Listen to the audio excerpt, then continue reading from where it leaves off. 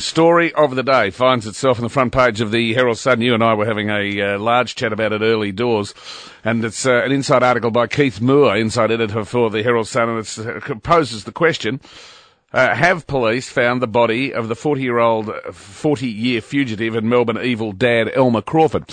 Those of us who can remember the famous shot of the car containing the deceased body of his wife and children on the rocky ledge in Lockhart Gorge, where Elmer Crawford presumably thought that he'd safely pushed it over into the belly of the ocean. But no, miscalculation. The car was found, recovered, and they've been looking for Elmer Crawford for 40 years. They think that the police, they think that they have found him, that he is an unidentified dead man in Texas in the United States. What can you tell me about that crime? What would you like to know specifically? What area of that crime? Why? Well, my belief, and the Herald Sun published their reasons, which I believe they took from my book, because I discussed this with the police at the time. I honestly believe that he decided to do it. He had a lot of money for the time. He had a lot of money through his thievery. He had 3 blocks of land in Queensland, supposedly one for each of the children. He owned that house in Cardinal Road outright, which, and I believe he had $60,000 in the bank, which was a lot of money for 1970. Yeah. And what was his job? He was an unlicensed electrician at the Victorian Racing Commission. That was his primary day job. He fixed telephones. And he was a thief. And he was on like $60 a week, but he had all that money and all those assets.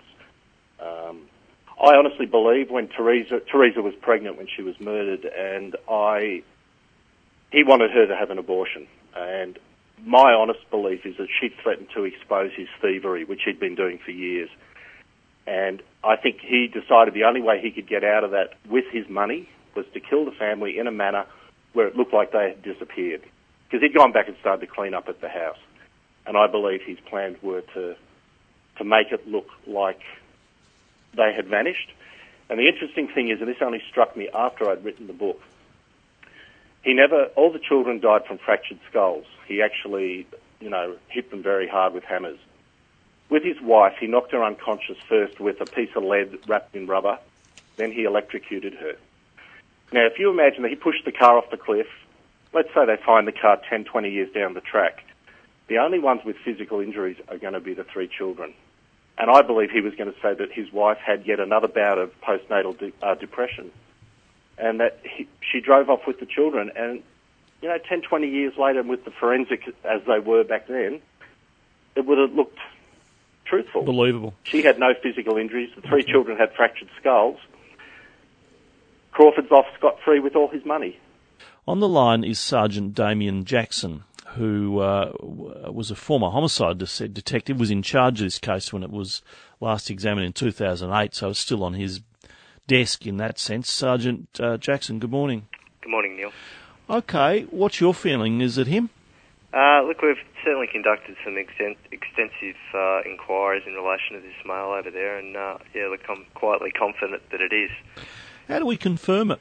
Well, look, what we're asking is we need to identify known relatives of Elmer Crawford to try and get some DNA, and then obviously we can do some DNA comparisons on the male, on the unknown male in the US. No, it's reported if that doesn't happen, that a body can be exhumed. Is that right? Well, look, it's certainly a possibility. At this stage, we're asking for people that may know of relatives of Elmer Crawford to come forward, or the relatives themselves to try that angle first. Now, the man died in 2005. DNA samples are still available? That's correct, yes. Okay. Were you aware in your investigations that he may have a daughter in the United Kingdom? As in Elmer Crawford? Yeah. Look, no, that hasn't come to my attention. Okay, because we spoke earlier to a man who wrote the book about the Crawford disappearance. He's been contacted by a woman some years ago who claims that she is his daughter. She lives in the UK. Okay, well, it's certainly an angle we could follow up, and that might assist us with what we're trying to achieve here. As far as you know, he had no living relatives, didn't he? Look, he was born in Ireland and raised in Quebec in Canada, and then he migrated to Australia back in the early 1950s. He did have some relatives, obviously, at at the time of his birth and when he was raised. But at this stage, we don't know of any known living relatives. That's correct. It was a very brutal murder, wasn't it? It was a horrific murder at the time, and still probably one of the worst murders that we've had in Victoria. So it'd be a great one to solve. Did you, when you were looking at, did you look at motive or anything like that, or why did you go back to it a couple of years ago? Look, it was basically in relation to just investigating information that we'd received from the public over the years. It's one of those ones that we've never put down. You might recall we did quite a fair bit of media back in 2008, and that's resulted in this information that we received in relation to the mail in the United States that we're now following up. So how did this information about the man in the United States come through? It came through from a member of the public. They notified Crime Stoppers, and we've obviously investigated the information, and we're quietly confident that in fact is Elmer Crawford. And why did they think it could be Elmer Crawford? Did they know him, or did they recognise? Why did they think that? It was basically on similarities. We've obviously looked at those similarities. We've compared photos of Elmer with the photos of the US male, and we're confident that there's quite a number of similarities. Height, age. This male in the US had multiple forms of identification on him, and it appeared that he sort of purposely attempted to remove his fingerprints, which suggested he was trying to avoid someone recognising or identifying who he in fact was. And was he known to the person who came forward with the information? No, look, I don't believe so, no. You would have known them both well, I suppose. Oh, yes, of course, yes. And the children, my three younger children, especially my my eldest daughter in the photo, she was very pally with Catherine. You wonder, it must be, even though you were neighbours and not family, it must be a very hard thing to get over, having, 4 people killed like that. Oh, it was dreadful. Well, I couldn't believe it at the time when the police came to my door, at that time, and they were looking for a Mrs. Elmer Crawford, because his name being Elmer.